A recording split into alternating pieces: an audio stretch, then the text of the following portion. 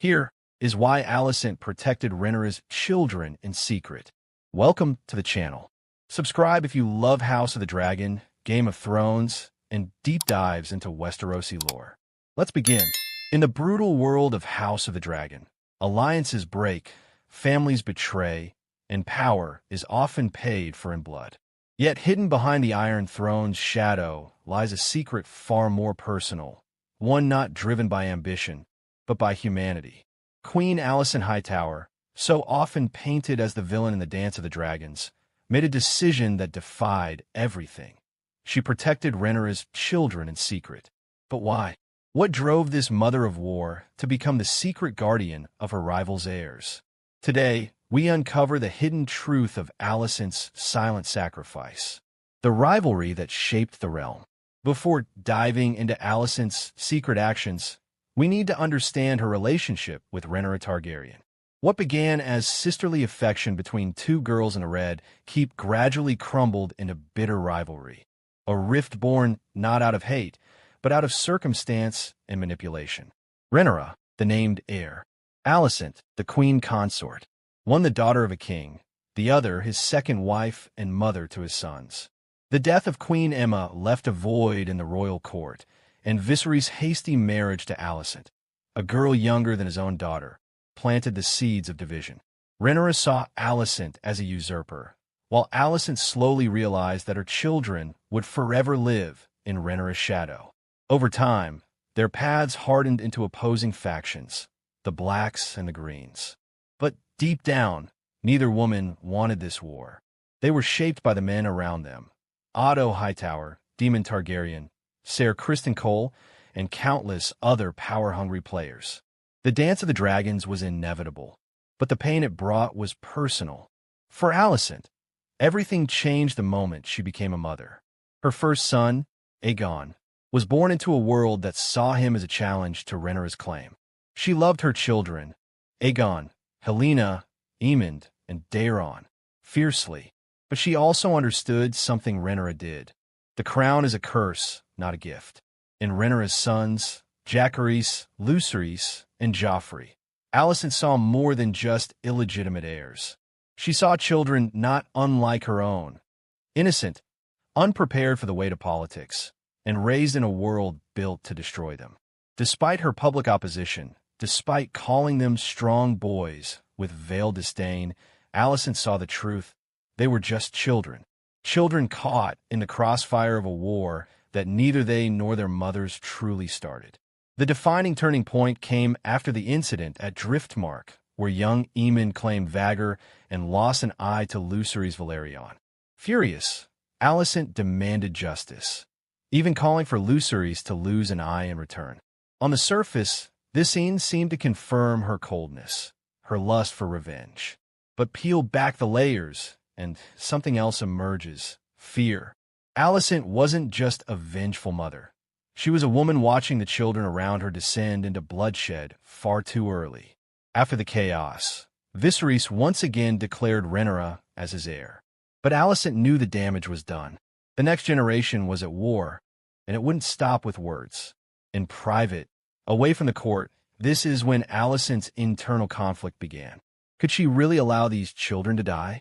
Could she live with herself, knowing that the war she was about to help ignite would see Lucerys and Jacaerys slaughtered?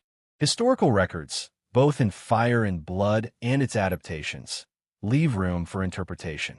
But in the show and its deeper subtext, it's heavily implied that Alicent made efforts behind the scenes to temper the violence. According to Grand Maester Munkin's speculative writings, there were whispers of Alicent sending ravens, offering warnings, and even stalling certain military decisions to buy time for Rhaenyra's sons to escape danger.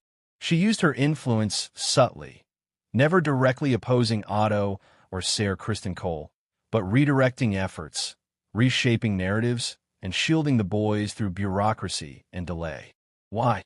Because Alicent remembered who Rhaenyra used to be, her friend. Because she remembered holding baby Jace in her arms during peacetime. And because she knew, deep down, that the sins of the fathers and mothers should not consume the next generation. It's important to remember that Rhaenyra, despite her anger and grief, also never ordered Alicent's children killed in cold blood. Even after Lucerys was slain at Storm's End by Aemond and Vhagar, an event that shattered any hope of peace, Rhaenyra did not retaliate by sending assassins for Aegon or Aemond.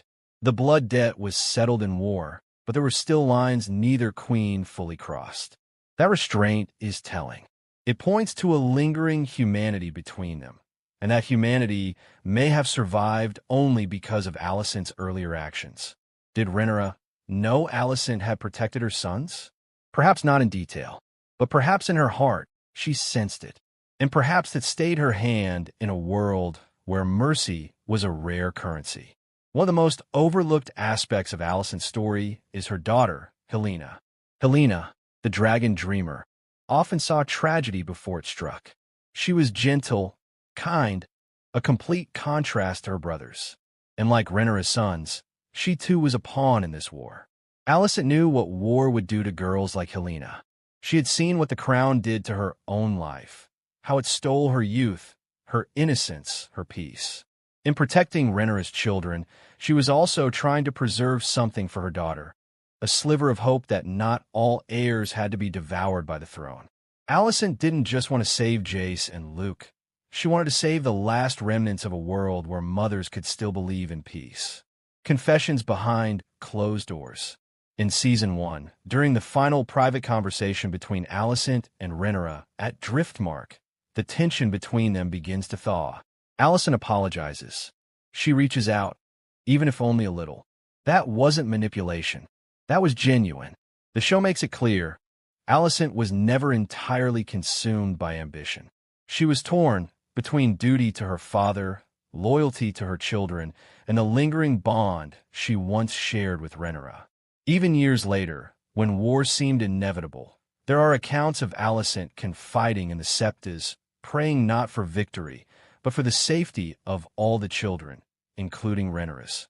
Those quiet moments are never written in the history books, but they echo through her choices. Alicent's protection wasn't dramatic.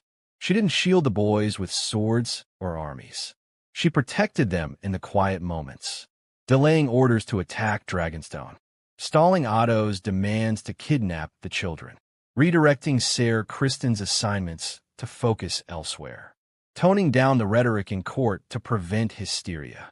Each of these small decisions may have spared Rhaenyra's children from early death. And even when those deaths eventually came, like Lucerys' fall at Storm's End, Alicent did not celebrate. She mourned. She knew what had been lost. Thank you for watching. If this story moved you, be sure to like, comment, and subscribe for more deep dives into the secrets of House of the Dragon and Game of Thrones. What do you think Alicent's true motivations were? Was she a villain, or the realm's last hope for peace? Let us know below.